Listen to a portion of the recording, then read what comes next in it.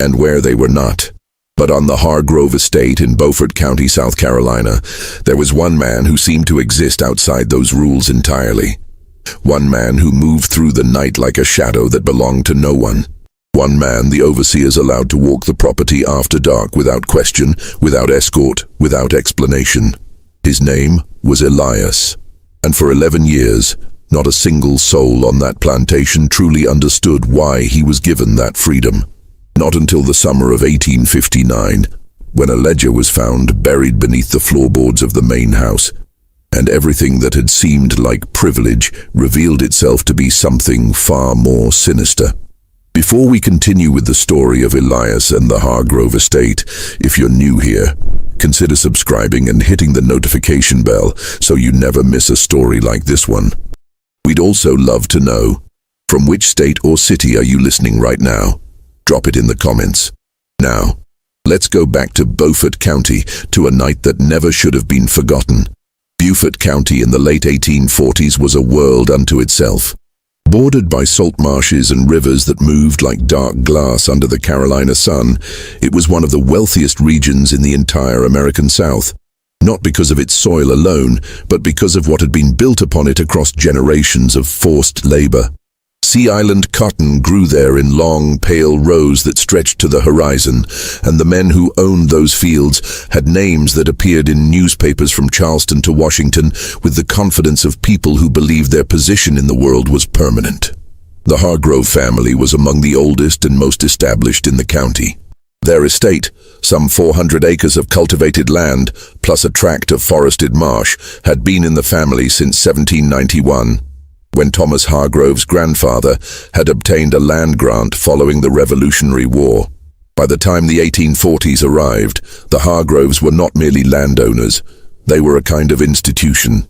Their word carried weight in county courts. Their invitations to seasonal dinners were declined at social peril. The patriarch in those years was Cornelius Hargrove, a man in his mid-50s, wide-shouldered, with a deliberate manner of speaking that made even simple statements feel final. He was not, by the standards of his era and class, considered cruel. His neighbors would have described him as firm, reasonable, a man who managed his property with precision and expected the same from everyone beneath his roof. He kept meticulous records. He tracked rainfall and harvest yields. He logged the names of enslaved people who arrived and departed, those who were born and those who died, in the same leather-bound books where he tracked the price of cotton. His wife, Eleanor Hargrove, was 12 years younger than her husband, a woman of considerable quiet intelligence who managed the household with an efficiency that guests frequently remarked upon. She was known for her embroidery, her precise handwriting, and a habit of never speaking unless she had something worth saying. She had grown up on a neighboring plantation, the daughter of a man whose debts had quietly consumed most of his estate by the time she came of age, and her marriage to Cornelius had been, in the way of those arrangements, an exchange of social standing for financial security. They had 2 children who survived infancy. The elder was a son named Henry, 21 years old in 1848, and recently returned from 2 years of study in Charleston. The younger was a daughter, Nora, 16 at the time, who had not yet been sent away for formal schooling and still spent her mornings helping her mother catalog household items and her afternoons reading in the narrow room behind the kitchen garden that she called, without irony, her library. The estate employed 6 white overseers who managed various sections of the property. It held, as of the 1848 census records, 63 enslaved people. Among them was Elias. He had arrived at the Hargrove plantation in 1847, purchased at auction in Savannah, Georgia, though the auction record, like so many of its kind, contained only the barest facts. Age estimated at 28, occupation listed as general field labor, origin unknown. He had been brought to Beaufort County, along with 2 other men whose names the records show, but whose fates diverged sharply from his almost immediately upon arrival. What distinguished Elias from the beginning was something no ledger column could properly capture. He was quiet in a way that made people pay attention. Not the silence of a man who had been broken. Those who had seen enough of plantation life could recognize that silence from a distance, like a particular quality of stillness in a body that has stopped expecting anything. Elias was quiet in the manner of a man who was always listening, always calculating. His eyes moved across a room before the rest of him followed. The overseers noticed. They noted it in the way men like that notice anything that departs from the expected. Not with open acknowledgement, but with a shift in behavior. They watched him more carefully in the first months. They positioned themselves nearby when he spoke to other enslaved workers. They searched for the thing that would explain the quality he had, the particular gravity. They never quite found it. What they found instead was that Elias worked without complaint, that he never required a second instruction, that he never appeared in any record as a source of disruption or defiance. He was, on the surface, exactly what the men who managed such places wanted a person to be, and so, over time, the watching relaxed. The moment that changed everything, not the discovery beneath the floorboards, that would come later, much later. But the first moment, the one that set everything else in motion, came in the early autumn of 1847, just a few months after Elias arrived. It was a September night, warm and humid in the way that Beaufort County nights could be even as the season turned, when one of the overseers, a man named Bertram Voss, who had worked the Hargrove property for 6 years, found Elias standing at the edge of the cotton fields at 3 in the morning. Voss had come out because he heard something, a low sound that he would later describe, somewhat imprecisely, as singing. Not singing exactly, he would tell the other overseers the next day. Something quieter, like a man rehearsing words he had memorized so thoroughly they no longer required full voice. What Voss found was Elias standing perfectly still at the boundary between the last cotton row and the tree line, facing east, speaking in a voice barely above a whisper. The night was clear. Moonlight made the white bolls of cotton look like something phosphorescent, and the trees behind Elias were black and motionless. Voss put his hand on the pistol he carried at his hip. He called out. Elias turned without haste. He looked at Voss the way a man looks at something he has already accounted for. He did not run. He did not speak until Voss was close enough to see his face clearly. Couldn't sleep, Elias said. Voss studied him for a long moment. He would later say that he was prepared to bring Elias back to the quarters by force if necessary, that the standard response to any enslaved person found outside at night without permission was immediate restraint and a report to the overseer-in-chief by morning. That was the rule. That was what the rule was for. But Elias said something else before Voss could act. He said quietly, and with a directness that Voss would recount to anyone who asked for years afterward, "I know something about the Henderson account." Voss went very still. The Henderson account was not a matter of public record on the Hargrove estate. It was not something a field laborer should have known existed. It was the name attached to a private financial arrangement that Cornelius Hargrove had entered into 3 years prior.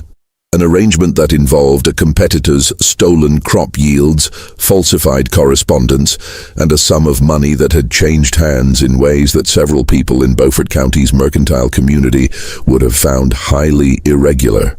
It was the kind of account whose name, spoken aloud by the wrong person, could do considerable damage. Voss did not bring Elias back to the quarters that night. He walked him to the main house and woke Cornelius Hargrove. What passed between Elias and Cornelius in that parlor, in those early morning hours of September 1847, was never witnessed by anyone else. The windows were shuttered. The household was asleep. The conversation lasted approximately 2 hours, according to the single detail that Eleanor Hargrove recorded in her personal diary, that her husband came to bed just before 5 in the morning smelling of whiskey and did not speak until the following afternoon. What followed, over the weeks and months after that night, was a change that every person on the Hargrove estate could observe, but no one could explain. Elias was moved from the field labor quarters to a small outbuilding closer to the main house, a structure that had previously been used for storing tools and tack. The building was cleaned out. A cot and a lantern were placed inside. And Elias was given, with no announcement and no stated reason, permission to move through the property at night. The overseers were told simply that Mr. Hargrove had a specific use for Elias and that the usual rules of movement did not apply to him between dusk and dawn. They were told this by Cornelius himself. In the flat and finality-laden way he told people things that were not for discussion. No one asked further questions. Not immediately. But everyone watched. The first winter after Elias received his night privileges passed without notable incident, at least on the surface. The cotton was harvested. The price held. Cornelius Hargrove made 2 trips to Charleston and returned each time with a satisfied expression that his wife recognized as the face he wore when business had gone according to plan. Elias, for his part, conducted himself with the same measured quietness he had always shown. He performed tasks during daylight hours that were never clearly categorized. Sometimes near the house, sometimes in the fields, sometimes at the edge of the property where the land met the tidal marsh. The overseers learned to note his movements in the margins of their daily logs with brief, almost dismissive notations. Elias at the marsh again. Elias near the north fence this morning. What none of them wrote down, because none of them fully understood what they were seeing, was that Elias was building something. Not physically, not in any way that left obvious marks on the landscape. What Elias was building, with the patience and precision of a man who had learned very early that survival required a particular kind of long sight, was a map. It took several years for the people around him to begin to understand this. And even then, the understanding came in fragments, through observations that only made sense when placed beside each other. But the picture that emerged, slowly and only in retrospect, was this. Elias had been somewhere else before the Hargrove plantation. He had lived, at some point in the years before 1847, among people who had taught him things that had no obvious place in the life of a field laborer on a Sea Island cotton plantation. He read, "This was not, in itself, impossible for an enslaved person in the antebellum South, despite the laws in South Carolina that made teaching enslaved people to read a punishable offense. There were always exceptions.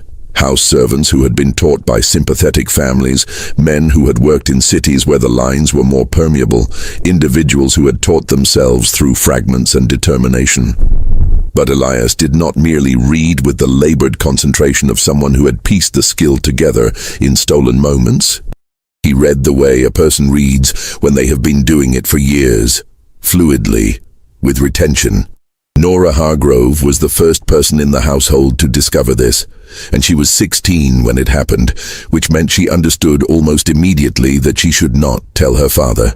She had gone to the tool-out building on an afternoon in March of 1849 to retrieve a length of twine that one of the house servants had left there, and she had opened the door without announcing herself. Elias was sitting on his cot with a document in his hands, a single sheet of paper, folded and refolded so many times that the creases had begun to wear through. He looked up when she entered. She saw what he was holding. Neither of them spoke for a moment. Then Nora Hargrove said, in a voice that was much steadier than she later remembered it being, "I won't tell." She left without the twine. What she had seen on that paper, the small, precise columns of text, the quality of the handwriting, she spent the following weeks turning over in her mind with the intensity of someone trying to solve a puzzle for which they have not yet identified the correct question. She had grown up surrounded by enslaved people. She had eaten food they prepared, worn clothing they laundered, been rocked to sleep as an infant by a woman named Clara, whose face she could still see clearly in her memory. She was not without the capacity for empathy that proximity sometimes generates. But she had also grown up understanding, in the specific way that white children of privilege understand things they have never had to articulate, that the world had a particular order and that her position in it was built on that order remaining undisturbed. What she had seen in Elias's hand suggested that Elias had a life she knew nothing about, a history, an interior world of sufficient complexity that it required documentation. She began to leave books near the outbuilding, not prominently, not in ways that a casual observer would notice. A volume left on the bench beside the water pump, a pamphlet tucked beneath a clay pot near the building's door. She never acknowledged these placements, and neither did Elias. But the books would disappear, and when she passed him in the yard or in the field, something in the quality of his attention, a slight inclination of the head, a fractional shift in the set of his shoulders, communicated without words that they had been received. Henry Hargrove noticed none of this. Henry, at 22, was occupied with the process of becoming his father, attending to the business of the estate with the combination of entitlement and anxiety that belongs to men who have inherited something large and are not entirely certain they deserve it. He managed the overseers with brisk authority, rode the property lines on horseback most mornings, and kept company with the sons of neighboring plantation families on weekends when they gathered at one house or another to drink and talk with the expansive confidence of men whose futures seemed secured. He did not notice Elias except as a presence on the property that his father had sanctioned, which was sufficient endorsement for Henry. What Henry did notice, and what he mentioned to his father in a conversation that Eleanor Hargrove overheard from the adjacent room in the spring of 1850, was that two neighboring properties had recently experienced what the overseer community was calling night irregularities. Men missing from quarters, paths through the marsh that showed signs of recent use.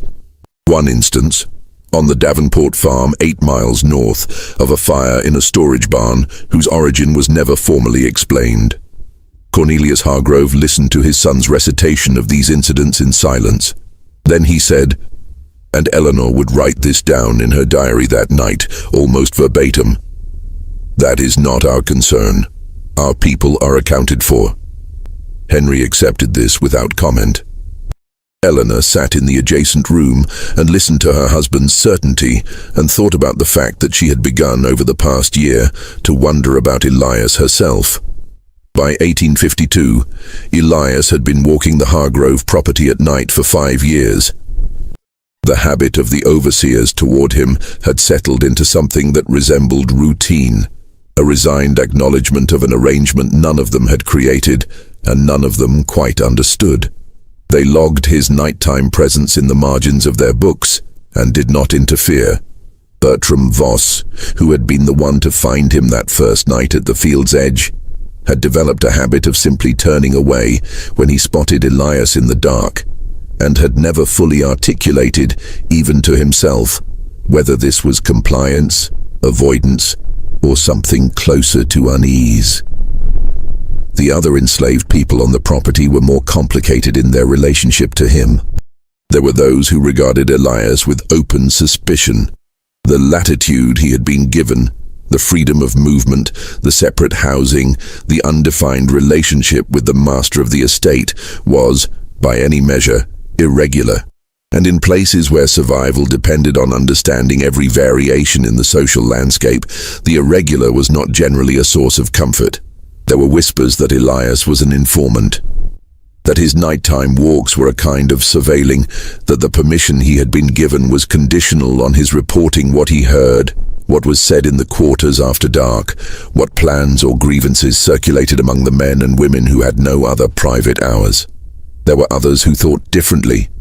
Among them was a woman named Ruth, who had been on the Hargrove estate since childhood and who, at 43, had survived enough to have developed a particular calibration for danger versus possibility. She watched Elias over the years with the same careful attention she gave to changes in weather and to the moods of overseers, not with fear exactly, but with a form of patient readiness. She did not speak to him directly about what she suspected for a long time. She waited. The moment she chose to approach him was in the summer of 1852, on a Sunday afternoon, the one day of the week when the pressure of work relaxed enough that conversations could occur without the geometry of observation bearing down on them. She found him near the marsh, at the edge of the property where the grasses were high and the sound of the water covered voices. "You're counting things," she said without preamble. Elias looked at her for a long moment. The marsh moved behind him. I've been watching you for 5 years, Ruth said. You count the distances, the time it takes to walk from here to the north fence, how long the dogs take to circle back, how deep the water gets in the channel when the tide is coming in.